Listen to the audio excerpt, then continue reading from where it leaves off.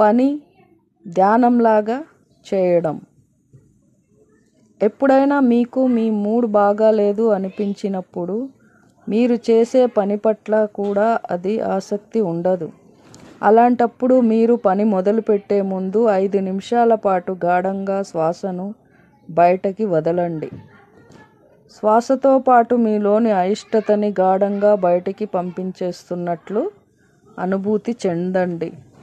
ఫలితం చూసి మీరు ఆశ్చర్యపోతారు. 5 నిమిషాల్లో మీరు మామూలు మనిషిగా అవుతారు.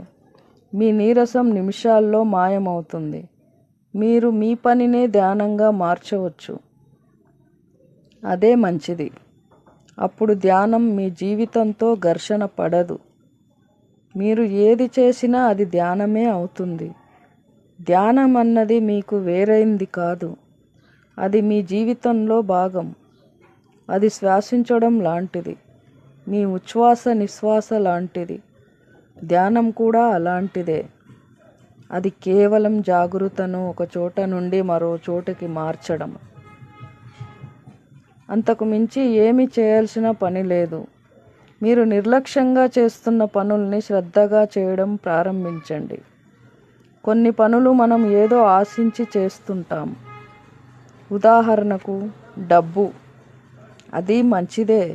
పని చెయ్యండి. పని వల్ల మీకు డబ్బు సమకూరితే మనిషికి డబ్బు అవసరమే. అందరికీ డబ్బు అవసరమే. కానీ అంతా అదే కాదు. కానీ దానికి మరోవైపు మనం ఎన్నో ఆనందాలని పొందవచ్చు. వాటిని ఎందుకు కోల్పోవాలి అనే ప్రశ్న వేసుకోండి. అవన్నీ డబ్బుతో అవసరం లేకుండా సమకూరేవి. మీకు ఇష్టం ఉన్నా లేకపోయినా పని చేస్తూ ఉంటారు.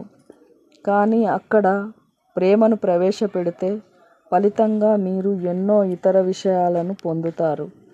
లేకపోతే వాటిని కోల్పోతారు. ఇదే ఫ్రెండ్స్, పని ధ్యానంలాగా ఎలా చేయడం అనేది.